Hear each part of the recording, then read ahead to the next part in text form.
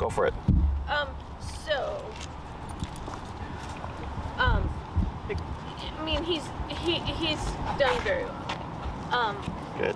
One thing that I didn't know what to do about was, so there was a car parked in a driveway, and then another car parked right behind it, and I could have gone around both cars, but I wanted to go through just to see what would happen. So between two parked cars, basically, in a driveway. Sure. And he just put the brakes on. Sure. I am not going through there. So that I did not know what to do. Yeah, he puts and he does that. That's one of his things. Like he'll do that with the train. Okay. So he puts the brakes on and he backs up. Yeah. You know. Yeah. And then so the only thing that we've done is like I'll take a step back so that the leash is slack. Yeah. So he's not pulling. Yep. And then he almost like hops forward, and then he'll kind of pancake. Scatter. Yeah. And, then you can tell he's really anxious. Yeah. So that's when he kind of freaks. That's what happened. Okay. At the moment we wound up like at the two car situation, the people were pulling out. So anyway, so we just sat there. So yeah, we just we waited. So that it was all. How tight was the space? It would have been like probably 3 feet in between the two cars. Okay. So it was like picture a driveway, like if that's your I'm trying driveway to look. and this is the street. Sure. You know, we would have to go like this Like around maybe, the car, which would have been fine. Maybe between that truck and the white one. Right. Okay. Probably about that much. Do you think if we went to like cars right now and try to walk between them, he would do it?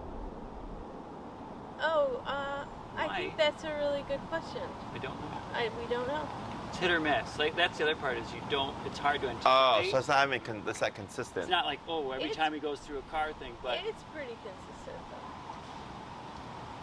It happens consistently. Yeah.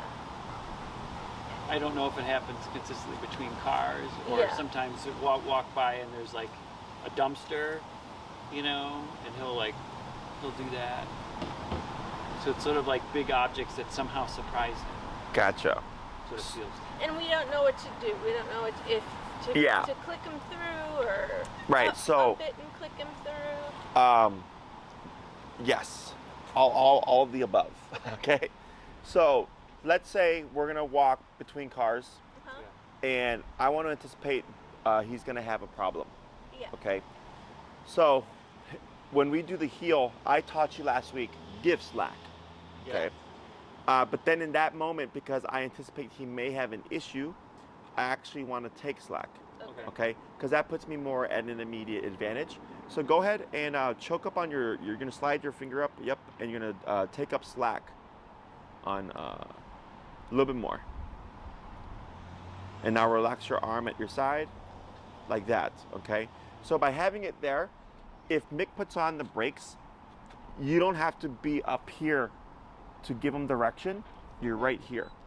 Okay, because the more slack he has, the more leverage he has. Okay, so if I'm walking, I have it short because I'm anticipating he's probably gonna have an issue, and the moment Mick does this, you're just gonna pause or freeze, keeping your tension where it is. Okay, so just enough that it's kind of directing him forward, and I would give a tap on the collar. Let's say, what's our number right now? 40. Has that been his working number? Kind of in the mornings when it's quieter, it's like 30 or 35. Okay. But at night when we'll go for a walk and there's more cars around, typically it's 35 or 40. Okay.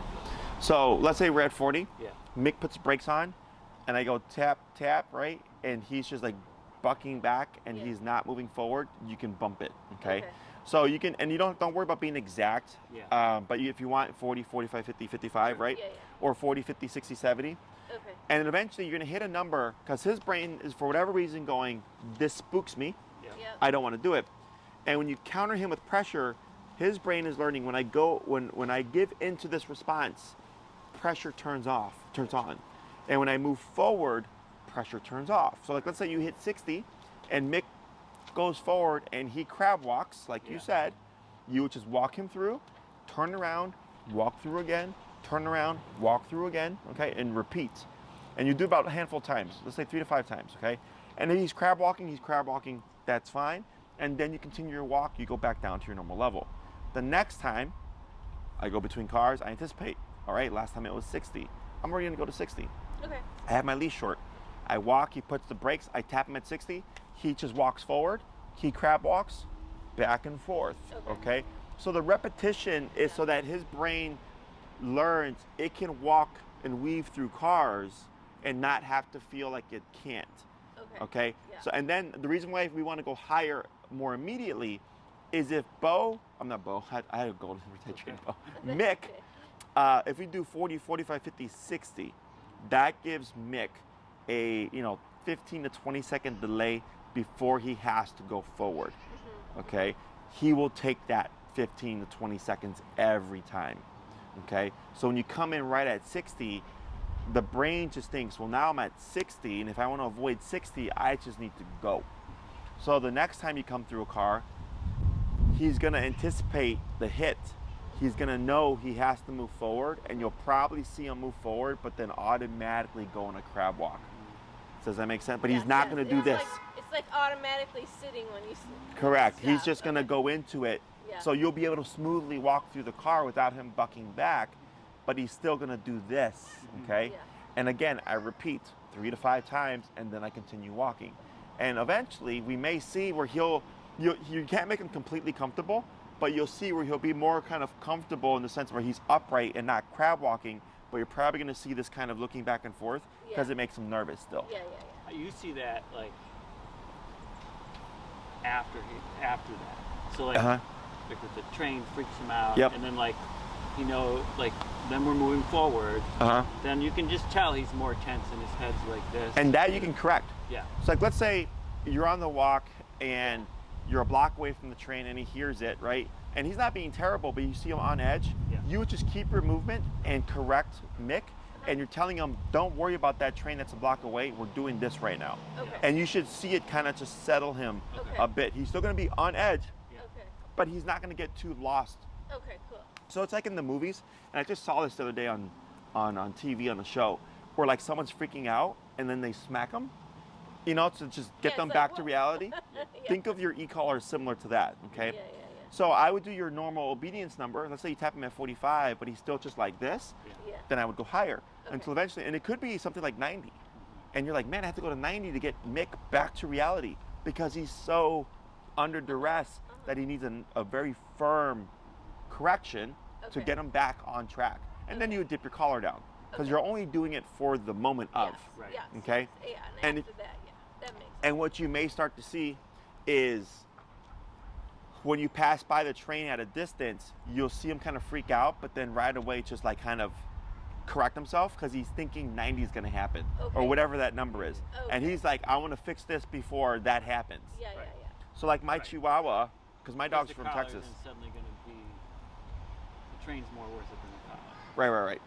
So like for my Chihuahua, because my dog's from a small town in Texas, there was no CTA buses, there was no semi-trucks, there was no dumpster trucks, right? Yeah. Quiet Texas.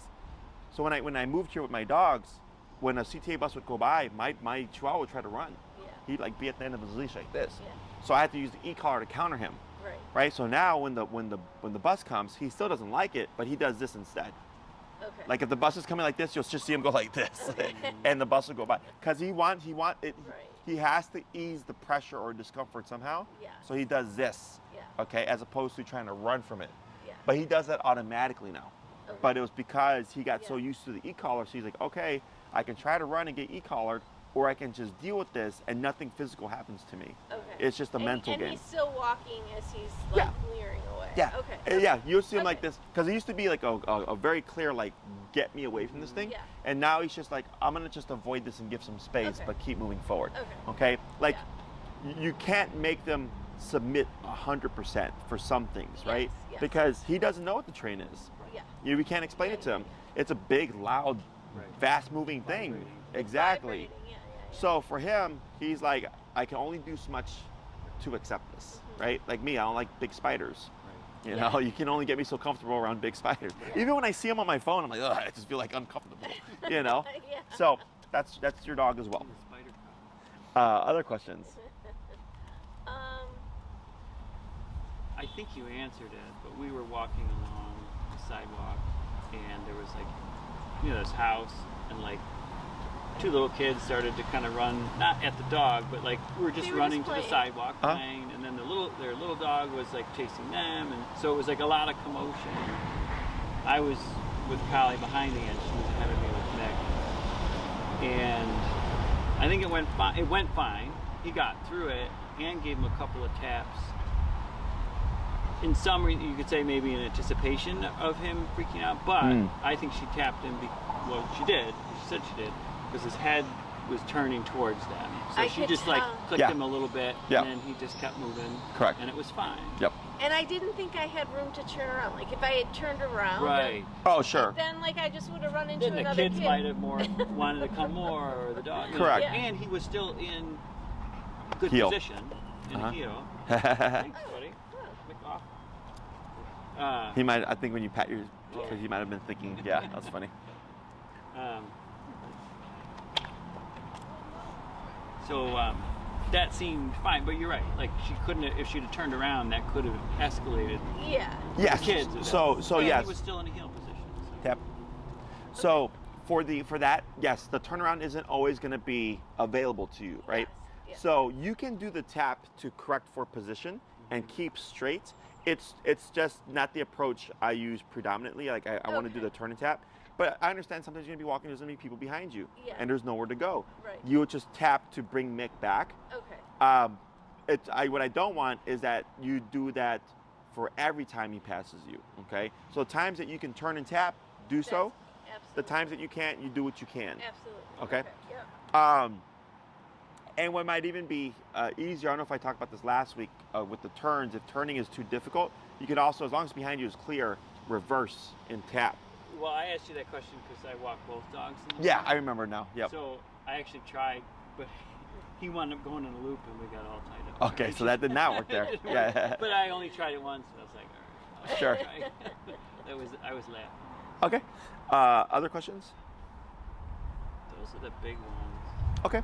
So we'll do a quick review of the heel. Yeah. Eric, so far everything looks much then are you feeling a bit more confident with the application of it, and just because before I think you're kind of doubtful over using this? Yeah, we're kind of we didn't want to do the wrong thing. Now we feel okay.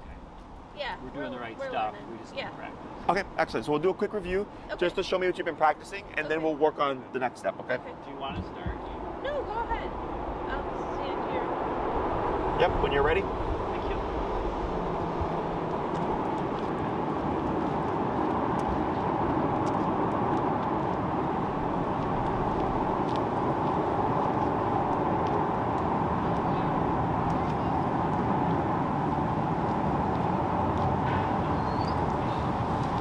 Good. Get ready for a turn.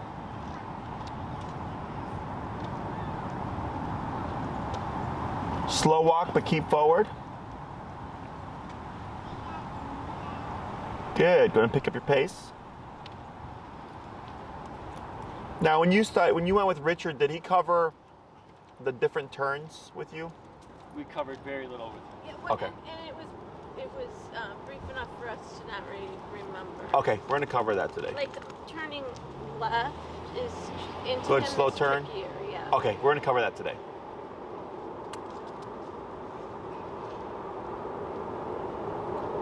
Good. Go ahead and turn. Good turn. And then when you walk with him, he walks with you like this as well? Yeah. Okay. Good. And then get ready for a stop.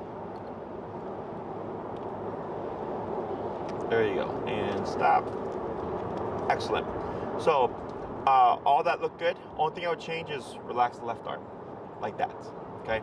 So when you're walking with him, you're nice and relaxed. Otherwise, just probably get a little uncomfortable after a period of time. Gotcha. So, all that looked good. He was right at your hip and everything like that. So for the turns, turning left. Okay, have you ever tried to turn left with him? Yes, I do remember watching Richard's videos. It's like he starts out kind of taking a wider turn to start Okay. or something. Okay. If I remember. And I've done it without a wider turn, and basically actually just sort of stepped Into him? into him, get a little space, and I turned, and if he ran into me, he ran into me. Okay, so we're gonna make some adjustments. Okay. I haven't seen Richard's, I've seen the heel video, but I don't remember seeing the turns. Yeah, no problem. So, in the heel, there are two major types of turns, the pivot turn and the crossover turn. The pivot turn is what we did last week, right? Going off the opposite way, always 180 turn, always to the right, away from Mick, to bring him back to your side. Yep. So we use it both as a correctional turn. So if he gets ahead of me, I pivot turn, tap, back to my side, right? But then there's also what I call the communicated pivot turn, which is when Mick is in position. It would technically be unfair to randomly turn because he's not going to catch it. It's too abrupt. Yeah. Okay, so think of heel as driving, right? So if I just switch lanes and I don't communicate, Yeah. crash, right? Yeah. So before we come to a pivot turn, and you actually did this, we tend to do this naturally, but on that last one, you slowed down and you went like this. You went left, right, left, okay? That is correct. So the only difference here is when we do the correctional pivot turn, Mick's ahead of us, I just turn and tap because he's not paying attention. There's no need to communicate what we're doing.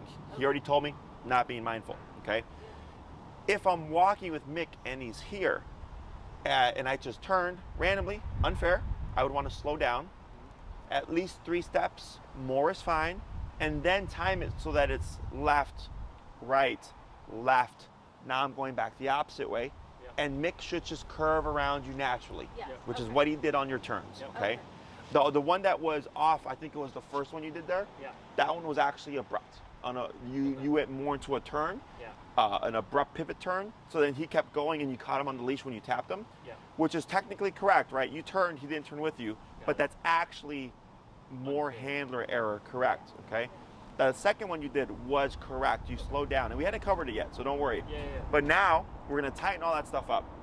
So the pivot turn, you slow down first. He should slow down with you. Left, right, left, okay? So if I slow down and Mick keeps going, what does that tell us? Right, and you did your part. You slowed down, you gave him the heads up. No need for left, right, left. It's just pivot, turn, tap, okay? When we do the crossover turn, this is usually the hard one, that's crossing over Mick, okay? Is same concept, slow down first, at least 3 steps. And we're gonna time it so you're gonna cross with your right leg first. Okay, so you're crossing with the leg, or you're leading the turn with the leg opposite to the turn. Okay. Right turns are led left leg, left turns are led right leg, okay? So when I slow down and I cross over, very sharp 90-degree cut, okay? So what happens is, when you slow down, heads up, right? Yeah. He's like, what's going on? You cross in front of him, and the reason why we do right leg is that there's space. And Mick sees you coming into him, he should naturally just turn. Your left leg would come forward, and again, right leg, now we're going back the opposite way. Okay, if you lead left leg, which a lot of people do this, is you have to shove the dog out the way. That's what I remember. Yes, okay? And you'll either end up tripping over your dog and or stumbling, okay? Yes, so that's why we don't do the left leg. Go for it. Oh, no, I'm just thinking how it's right. So go ahead and, here, right? So real quick, just cross over right leg, like that. Now forward left leg, and then cross right leg again, like that. So you see how it's just kind of naturally curve with you? Go ahead and pivot back this way. Left, right, like that, okay? So you see how he's able just to move with that stuff, right? So because he's got a higher level of training, he's able to read those little nuances. The average dog wouldn't be able to. But right there, when you turned into him, Mick naturally gave space, okay? And the reason is when you turn in like this, your forward body language is called confrontational body language. So if we were to get in an argument, what do?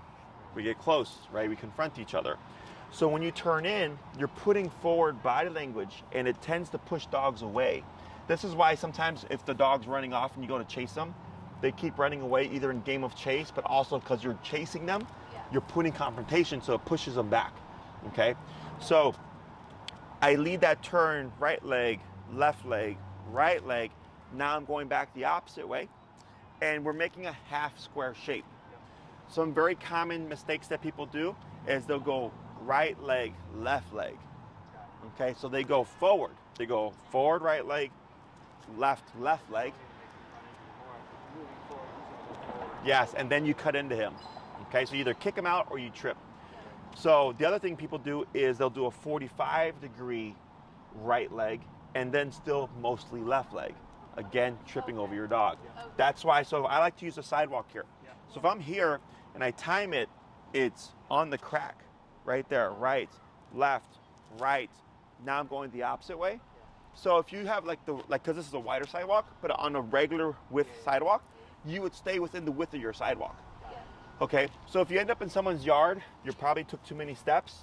So just use the sidewalk as your guide. So right leg, right leg, and now I'm going back the opposite way. And of course, slowing before those movements, okay? So what we're gonna do is we're gonna do these in batches. We're gonna start first with heel, left leg, walking, slow down, left, right, left for the communicated pivot turn, okay? Once we get that down, we'll do a few reps of those. We'll do the crossover turn, right? So that's gonna be right, left, right, crossing over Mick. Quick question. Yes. In the crossover turn, is there a time that you would click? So let's say you slow down. So this is a good question. We have a habit of committing, and it's knowing when to commit and when to correct. Yeah. So like, let's say I slow down. I've cued we're doing something different. Mick keeps going forward. Our natural instinct, because we're committed to that left turn, right? So actually I should stop, turn left. Yes, you would, exactly. You would pivot, turn, tap, bring him back to your hip. Because again, he passed you. Right. Most people pull the dog back, remote them, or they'll rush to try to get around them. So the other way to say it is, if you get your crossover right leg in front of him, you're not going to move. He shouldn't, correct. Yeah. Now let's say, I don't think this is going to happen with Mick because he's a softer type, but we get some dogs that are a bit dense, and you'll do the movements, and they're just like, don't even pick it up. That we have to compensate, and I have to go, boom, boom, boom. But because I'm leading with my right leg, it pushes them to the left. Okay. If you turn with the left leg, it'll push them straight out or to the right, which brings them to the wrong position. So this also keeps the dog at our left side. So everything that we do, like the pivot turns last week, right? When you would go to the immediate right like this, was to bring Mick here. Because if he passes and I turn like this to my left, it brings Mick here. Okay, so all these movements that we do are to put the dog in the correct position. Okay? Other questions? No. But have you taken dancing lessons? Not in a long time. Because, I mean, really, your footwork. I've been doing this over 10 years. So. Right. You'll be on Dancing with the Stars. It's funny because when I was training with Richard, the one with my pit, the blue pit that he's doing, he made a joke. I don't know if it's on video. He's like, it's like Dancing with the Stars, but it was with my pit. That's funny. So funny. No, Yeah. I watched Dancing with the Stars last night with our daughter, and I was Yes. immediately when you were doing that, I'm like, It's very much like dancing. like you're in the ballroom. Correct. There's a leader and a follower. Yeah. And in dancing, an experienced dancer can make an inexperienced dancer look good because they know how to lead well. So like when I work with dogs, like if I were to train the dog, like let's say he was completely raw, no training, and I did stuff, I'm already doing things naturally that actually help the dog from the get-go. But for you guys, you don't know that. You're just doing the remote stuff, and now I'm going more in depth, right? But all these things, so the reason why this progresses so quickly, and obviously Mick was pre-trained, but even if he wasn't trained, by this point, everything's clicking already because a dog's primary languages are physicality and body language. Your e-collars are physicality. Your body language, of course, is the body language, your leg movements, right? So all those things paired together are why our dogs learn so quickly because we're communicating in a way that he understands, okay? Whereas most people try to train dogs in a way that we understand, which the dogs are not that, their brains can't work that complexly. Exactly. But we can, of course, dumb ourselves down to a dog's level. They can't come up to our level, okay? So We'll start first with the pivot turns. So that's you're gonna cue the word heel, forward with your left leg. And then when you're ready, slow down, left, right, left to come back the opposite way. And then we'll do a batch of those, and then we'll do a batch of the crossovers. I'll choose when to turn. Correct.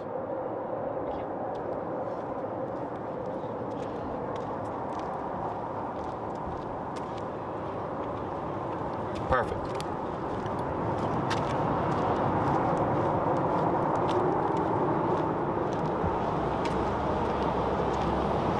Excellent. 3 more.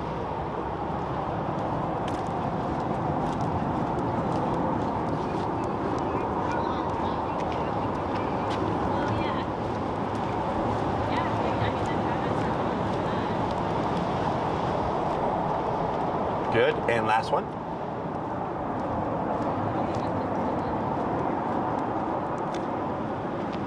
Very good. And slow to stop. Excellent. So now you're going to go into the crossovers. That's going to be right, left, right, turning to your left. Okay. And Okay. I choose. Correct. And then it's easier if you hug to the right side of the sidewalk to give yourself space. Okay. Yep.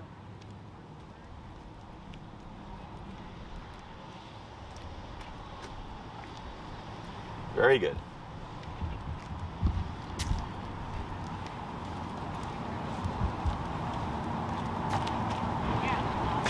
Yep, good.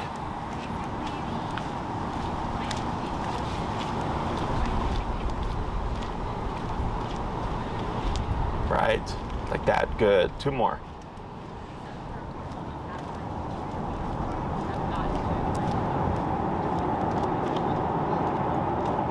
Good, last one.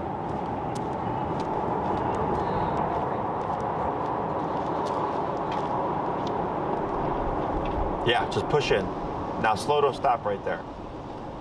Now that last one, did it feel different than the others? It did, and it felt like I did something goofy. So here, you, what I would do for Mick is make the slow down a bit more drastic. Got it. Now, are you a fast walker? I tend to be, yeah. Okay. When you walk with Mick, I would pick like a moderate pace Yep. when you walk with him. And what happens, so, because I have some clients that are like super fast, like Speedy Yeah, Gonzalez speed walkers, walker. right? Yeah, yeah. And I remember I had this one client where she was like, the dog's not, she's like, I'm doing everything right, but the dog's not, you know, getting the turns.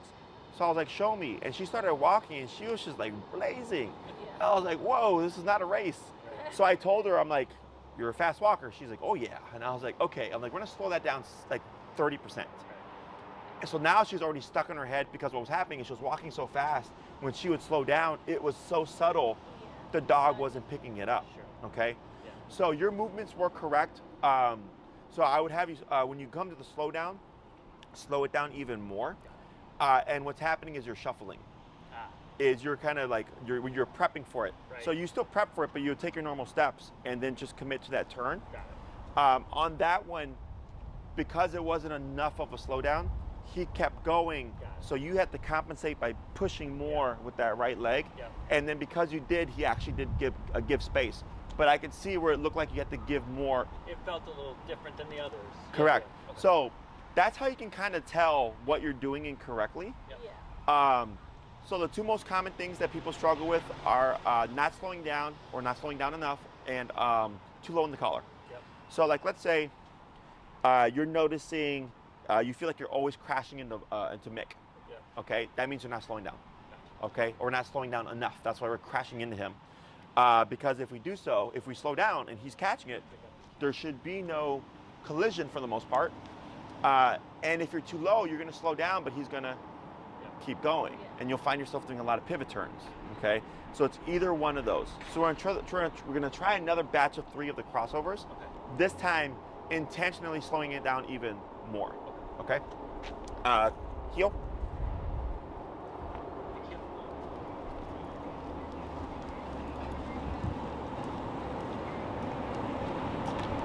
There you go, like that. Very good.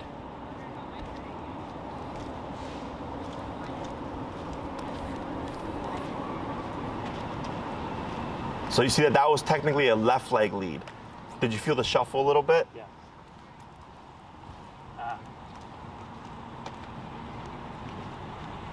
There you go, like that.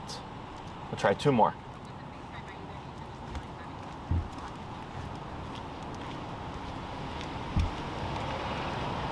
Yeah, that's fine. That's his error. So that you just power through. That was good.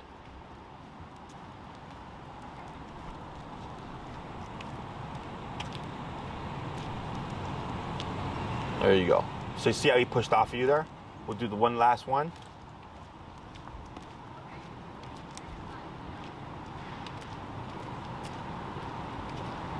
And then slow to a stop.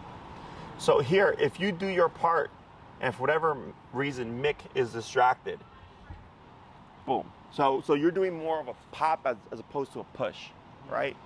Boom. And he goes, whoa. And he backs off. So that was okay? Yes. Because that didn't feel like, that felt more like him than me. Yes. Last time felt. Yeah, sometimes like if you're walking, you do your part, like, and he's daydreaming or he sees something, you might catch him off guard. So right there within the moment, you're just committing. You're like, well, we're already here, because a lot of people will stumble because they're like, oh, the dog's still going, and they'll like move around the dog. And no, I was like, power through, and then just go boom. Right. So now, e-collar we wouldn't use there because e-collar tells Mick closer. Yeah. And when you're turning into him, you're telling him out. Okay, so your leg is technically the correction. So Mick's like, oh, I better pay attention. I'm going to get a knee to the face.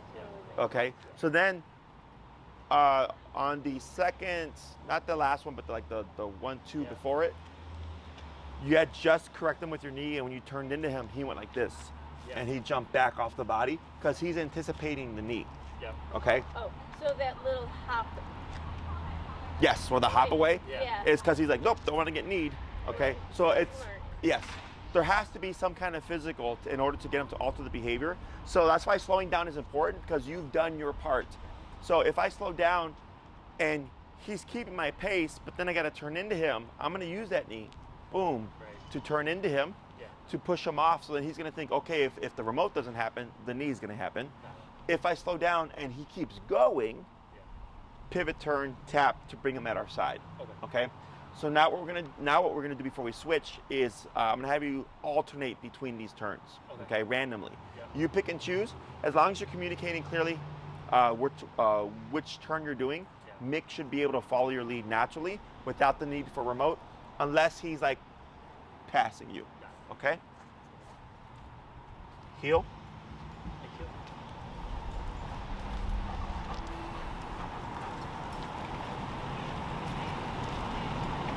Good pivot.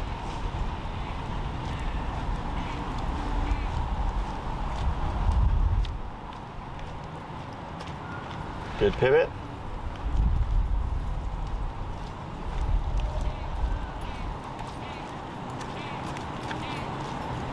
Good crossover, good.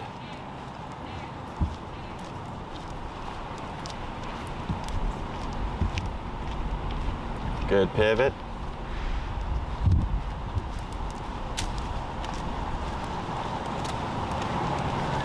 Good crossover.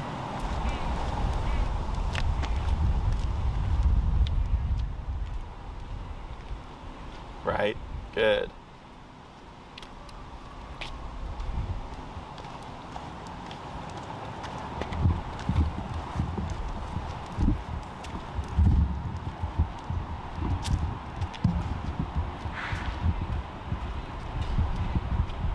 Excellent, and then slow to a stop when you're ready. Up, keep forward tap. There we go. So that was good. So change of plans. Yep. Now, good. Now we're gonna see how his body language is. This is good. Good, and then slow to stop. Excellent. Now, did you see in that moment what happened? Yeah, that thing dropped, and I saw him look away. Uh-huh. I couldn't tell. I just didn't look. I didn't know if he was moved off enough that I should tap him. So what happened was when it fell, he scattered, and he kind of jumped like this. And when you tapped him, boom, right away went back to task at hand. When you did your pivot, he got a little iffy, but he completed it no problem. But you can see within that second, when you tapped him, it right away brought him back to reality. Okay, so if that happens, if we're in motion, like this, right? Is I look, like you can check in on him, and right away tap, because I'm assuming with his personality type he's gonna scatter. right? So that you can see how it's affecting his behavior. Yeah. Now, let's say you tapped him, but he stayed scattered. I keep moving and I keep tapping until eventually you just see him come back into to reality, and or I adjust the collar so I override him with more power. But this way you can see it all happening. So it's okay to look at your dog for like stuff like that. What I don't want is if you're on an actual walk and we know he's doing well, is that we're walking like this all the time, Right. looking at him, right? Yeah. Perfect. So. I'll lend you my neck brace. But yeah, anytime like that something happens, you know Mick better than I do. So like if like a truck came by or something, and you're like he's probably right away, just instinctively just go into that, so you can see how it affects him, and you can see that it's working to get him back in line. Okay. Questions on any of that stuff? I do. At home, a lot He's of watching times. that truck. Sorry. So give a tap here. Tap, tap, tap, right? So you see how he did all this? This is fine. That's not what I was looking for him to do. Yeah. So initially when you tapped him, he did redirect, right? Yeah. But then it started moving, so then he doesn't want his back to the threat. So that's why he did this. Right. He kept his eyes on that truck the entire time. Yes, okay. After the first. Yeah. Correct. So ideally, if I tapped him and he redirected, you'll see where he's kind of like edgy, but he's not so edgy or concerned that he's having to keep an eye on it. Yeah. And that's typically through power. Yeah. Okay. Now again, and you can also think of this as like, is it concerning enough to have to address, right? So for me, I can see where he's nervous, but his response wasn't over the top. Right. Okay, when that happened, he scattered. Yeah. That's a little bit over the top. So right there, I'm gonna bring him back to stability as best as I can. Yeah. Because here, when you're remoting him, we would need more to keep him still. Yeah. Okay, so that's where like something like a prong collar would come into play. Because if he has the ability, as I'm tapping him, to do this, he's still doing the behavior. I'm really not helping him, okay? Yeah. I need to keep Mick like this, so when it happens, he's gonna be like this. Yeah. He's not gonna wanna move that butt. Yeah. As long as he can swivel it and keep eyes on what's going on, we're technically not helping, okay? So with the stuff that he does, like I think the walking between cars, I think what happened right there, and the train to an extent, are all things that should be worked on. Okay, anytime that you see him overreact and get flighty or scattery, we want to stop that, because one day if he's off leash and something happens, Right. his first response is going to be to run. Okay, so you're addressing it now while on leash, so if you're ever caught off leash, you should be fine. Okay. I didn't mean to cut you off. You Oh were no, my asking- question was just inside our house. That kind of stuff happens all the time, where something falls, or something unexpected happens, and he reacts like that. He like kind of jumps and moves Scatters, backwards. yeah. Is that something we should practice inside the house as well, while he's just like? Because we're not in those times. Yeah, he's not We're colored. not doing anything with them. Yeah. Yeah. So one way you can go about it would be like how's he with the vacuum cleaner? If there is one. Fine. Fine. It's just when things fall. Yes, Things fall, or you walk in unexpected. with a box or a grocery bag, Okay. and Yeah. he just sort of heads to the other room. Once we cover that place command, or technically you could do down, is like let's say you downed Mick, I'd have him all set up, leash and everything, Yeah. and I come in with the box. Yeah. But now I'm gonna so I tend to go opposite to the dog. So if they want to run, I keep them still. If they want to sit still, I make them move. Does that make sense? Yeah, right. So like if I bring the box in, he's gonna want to move, right? He's gonna Yeah. do this. He's gonna Yeah. scatter. Yeah. So instead, if I have him in a stationary position and I bring the box in, he's learning how to take it and not move. Yeah. Does that make sense? Yep. So if you want to try that until I go over all that stuff, like officially with you, Yeah. because you're not gonna make them any worse. Like let's say you try it and you're like, hey Jesse, we couldn't get him to sit still. Then I go, don't worry about it. We'll cover it when I work with you. Otherwise, you can attempt it now because he already knows down. I'm assuming, Yeah. right? Down him, have the leash and everything set up, because if he tries to break the down, you have something to keep him Yes. as close to position as possible. Yeah. And then come in with the box, hitting pots or whatever, Yeah. and he's gonna be there, right? Yeah. And it just let him contain as much as possible, Yeah. and then release him. So what we're doing is we're teaching him you don't have to be, Yeah. so reactive Yeah. when these things happen. Okay. Okay? Yeah. Let's go ahead and swap handlers here. Sure. Okay.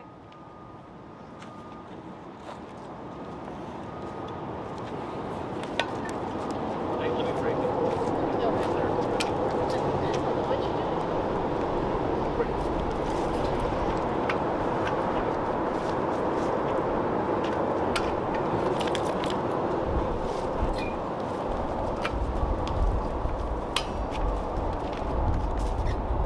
Very good. doing? So, tap. Sorry. You're good. Bumpy butt on the side. There you go. Very good. Tap. Okay, I'm sorry, Jessica. Now what you're gonna do is, since Mick is to your right, Yeah. there he goes. Good. And you're gonna give a little bit of slack here. Very good. And we're gonna start first again with the pivots. Okay. Excuse me, that's the left, right, left. Yeah. And Turning to the immediate right. turn to the media right. Okay. You're gonna have to help me because I'm not as good at Sure. So with rights and lefts. So just tell me what to do and I should be okay. what we'll do is we'll do it from a stationary position. Okay. So forward, left, Uh-huh. back on right. So you're gonna turn to your right like this, and then forward, left, like Okay. that. Got it. That's your pivot. Okay. Okay. Yes. So we'll try that in motion. Good. Okay. McKeel.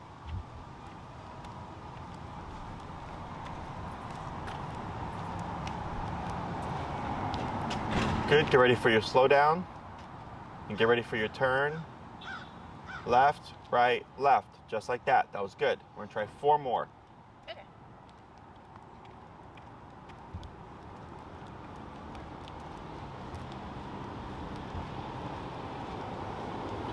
And slow down. Get ready for that turn. Good. Get ready. Left, right, left. Almost. So you curved that one out. So you did more of a rounded turn. Yeah. So we'll try it again. Go ahead and Yeah, slow I did down. the wrong foot. So it's going to be forward. Good. Now it's going to be forward, left, back on right. Like that. There you go. Excellent. 3 more.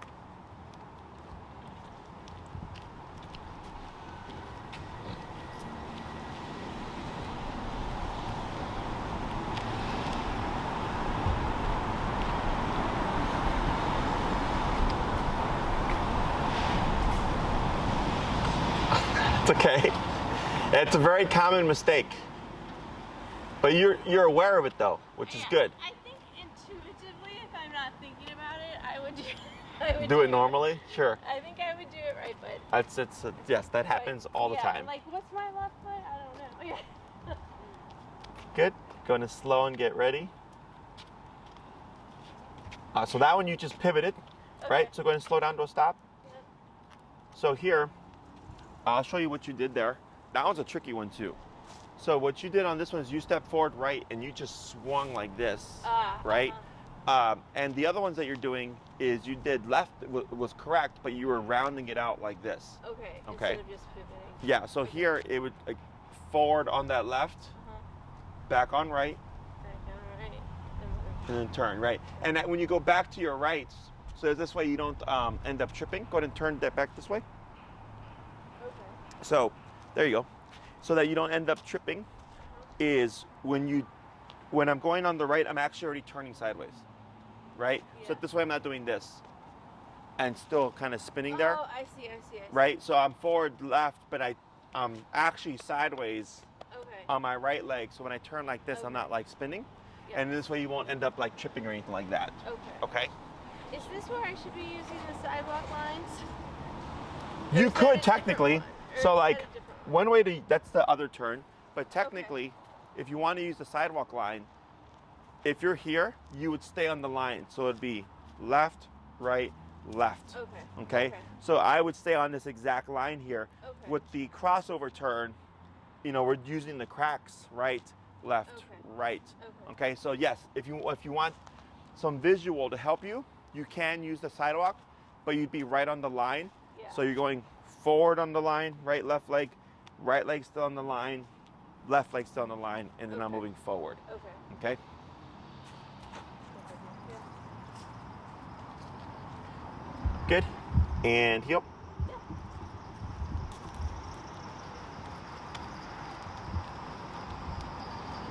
And slow. Ready for that turn. Oh. Almost. You're very kind.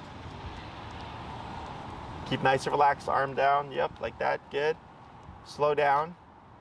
Forward left. Back on right. Back on right. Almost. Try it again. Practice. Practice makes perfect. This is gonna be So slow down. Forward left. Back on right. Back on right. Yep, back on right. Forward left. You got it. Good job.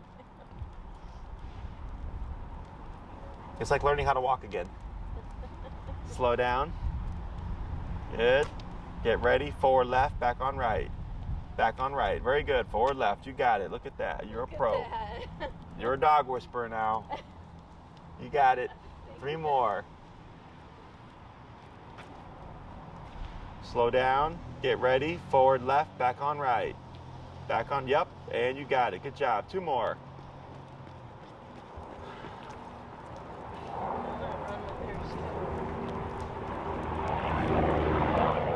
Good. Slow down. Get ready. Forward left. Back on right. Perfect. 1 more.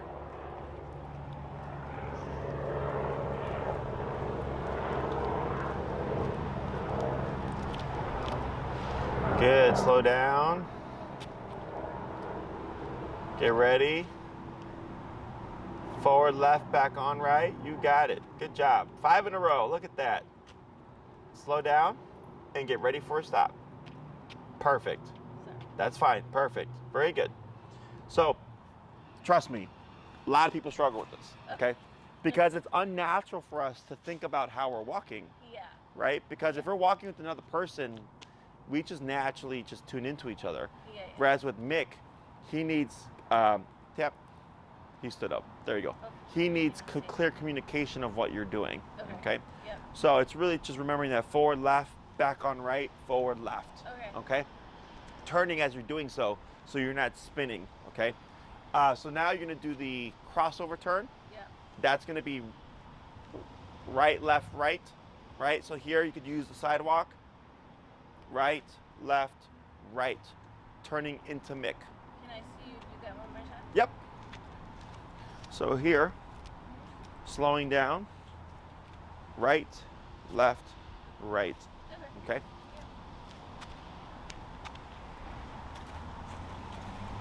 Okay, when you're ready, heel.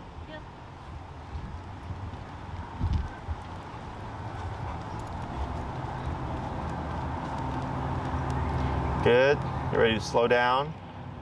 Time your steps.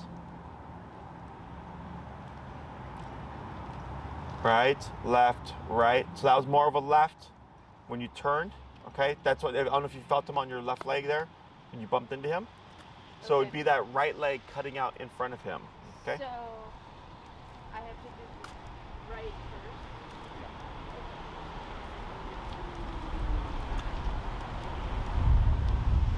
Good. Slow down. Get ready.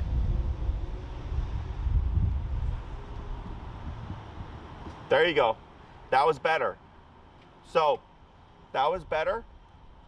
You went 45 degree and you want to do 90 degree. Go ahead and slow down to a stop here. And what we'll do is we'll do this from a stationary position. So that turn was better because it was all right leg, but you went like this, okay? Now, if it's harder for you because of the neck brace, you can do that, the soft left with the right. You just have to slow down more, okay? And what would end up happening is you're gonna end up doing probably about 4 or 5 steps before you U-turn. So here with Mick to your left there, you're gonna turn like this. In front of him. Yep, like going across in front like that. Now left leg, now cross in front of him again with the right leg, like that. So that would be the actual turn. If it's harder to do it while you're in motion, you can do more steps. You would just have to slow down more to give yourself time to complete it correctly, okay? Because if you try to rush it, you'll probably crash into him. So we'll try that again. Heel, forward.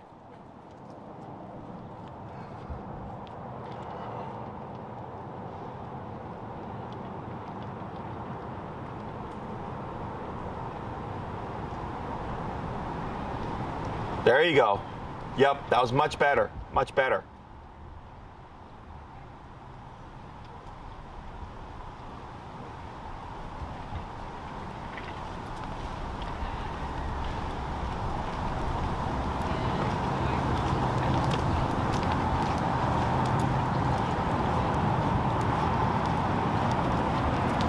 Good, slow down, get ready.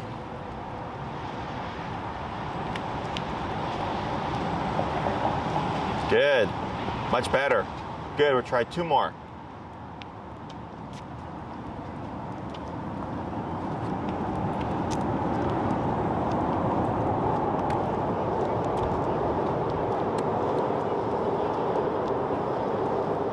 Good, slow down, get ready. There you go, you got it. Good, 1 more.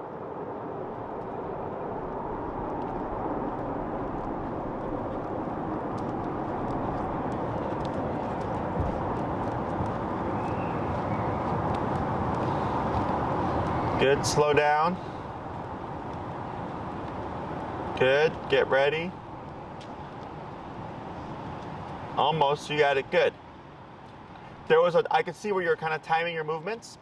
So as you practice this more, it's gonna get easier, okay? I think when I actually come to a corner, I'll be better. Sure. You know what I mean? Yeah. Good, so here, good, excellent. So the turns are always hard for everybody. Okay. It's not natural for us to like turn in a very specific fashion. So what I suggest in the beginning is when you go on your walks now, is at the beginning of your walk doing 5 heel to stops, 5 heel to pivot turns, and then 5 heel to crossover turns. Okay. Kind of doing what you just did right here, and then starting your walk. Oh, okay. Okay, so it acts as a warm up. Exactly, acts like a warm up. Can you remember that? Okay. Yep, so 5, 5, and 5. Because obviously on a walk, you're not going to turn that much, right? So this allows you to practice. And when it comes to these 2 different types of U-turns, it's like, let's say you need to turn or go the opposite way, but there's people behind you and the side of the walk is clear. You have the crossover. Or if this side of the sidewalk is busy, but behind you is clear, I have my pivot turn, okay? Now, if you're making just a regular soft left turn, right? You're just turning like this. All you do is lead the right leg and that's it. You don't have to obviously complete a square. Okay. It would just be right leg and now I'm just going off this way. Okay. Same concept if I'm making a soft right turn. Yeah. I would just cross with my left leg going to the right like this, as opposed to the pivot turn. Okay. So you're still leading them with the specific leg movements, Yeah. but they're a lot easier. These 2 are the harder ones, Okay. So go on your walks, before you start actually walking, 5 heel to stops, 5 heel to pivot turns, 5 heel to crossover turns, and then begin your walk, okay? Remembering always to stop and or slow down prior to a turn. If you slow down and Mick keeps going, he's not paying attention, correctional pivot turn, random turn tap to bring him to your side, okay? Questions on any of this? If he's just sitting here with me and he starts kind of looking around, but he's staying here, is that fine? Yes. Yeah, as long as he's not getting too in tune to something. Okay. So like, let's say Mick was a really big player, right? And he saw a dog and the dog's crossing and you see him staring. That could lead to a lunge, let's play, right? Yeah. So then I would correct that because I know where it's gonna go. Otherwise, yeah, like we don't want a robot. We want a dog that's well-trained, who can take it in the environment, like chase squirrels and chase rabbits and play. And when I call them, they return. Like all these things are meant for you to do more things with Mick. Okay? Yeah. So, and if you see something and you're not sure about it or you don't like it, you can correct it. Okay? Like every house has their own rules. Yeah. So if you're like, I don't like the way he's like looking at this dog right now. Yeah. Then correct it. Okay. Okay? You're not going to screw him up mentally or physiologically or emotionally or anything like that. Okay? He's just going to go, okay, Mom doesn't want me to do that. Okay. Kind of like what we did with that dumpster truck. Yep. Okay? Other questions? No. Okay. For the next class, we can do one of 2 things. We can work on recall, which would require a long line, Okay. Oh, okay. right? He did a few of those in the yard. How do you do? He did fine. I had it on 40. Okay. I mean, he was Okay. And you know, say Mick, and Uh-huh. you know, one click, it got his attention. Uh-huh. Did you back up? I didn't. I did. It backed up 2 steps. Okay. And then he came running. Okay. Okay. Yeah, so we can review that. We did it kind of randomly, like when he wasn't looking. Sure, when he was like in his own world. Yeah. Sure. Yeah. And, So, and not on a long line. No, he wasn't out. He was. Okay. He was in our yard. Yeah, no, that's fine. I'd pick up a long line, Yeah. about Okay. 30 feet, Okay. so that you can end up, because we want to, or these, if the goal is like he's going to be off leash in unenclosed areas, Yeah. this allows you to practice without like the risk of like what happens if he gets confused and tries to run away. Yeah. Yeah. You still have something attached to him. Okay. They're on Amazon, $8 to $12, nothing fancy, Okay. 30 feet, perfect length. Okay. Or we could work on place command, which Okay. I don't think he had learned, No. but it's very simple to teach, and it's also something that you can use for his skiddiness in the home. Okay. Okay, so you can use you can use down as well, Yeah. and we'll cover that too. Okay. How we can use those 2 different commands to work with Mick on. Okay, no worries. It's like my This is feet. funny. It's just like my feet, right? Yeah, and it's funny. Every time I looked at him, I kept thinking Bo. No, we hear it. We hear it all the time. Oh, really? Oh yeah. Yeah, so we can work on that as well. So it'd be either one of the 2. So, but everything looked good today, much better. Just practice the leg movements, Okay. just to keep it in that muscle memory. We're gonna, because you know, Paul was got the silver shoe award for dancing. Golden toe. The golden toe. Oh, really? Award for I was dancing in 8th grade. in 8th grade. Oh, that's So funny. He's got it, and he'll help you. Sure. Yeah, they're 3-step movements: left, right, left, right, left, right. Okay. Other question. We have his old collar Uh-huh. that still works. Uh-huh. Could we start with her? Yeah. And It would, I- because it's meant for the one if I remember correctly, is the one for like 35-pound and underdogs. We brought it with us. Or whatever. It's called like, I don't remember. Do you have it with you? Yeah, we brought it with us. Can I see it? Oh, is it in the car? Yeah. I'll grab Yeah, it. you can grab it. Yep. I feel like we could, given what you've showed us and what we know, we could at least start her out on. Yeah, I mean, if you want to use a class to work with her, I don't care. Okay. You've paid for my time. I just show up. Oh, yeah. We'd rather work with Mick.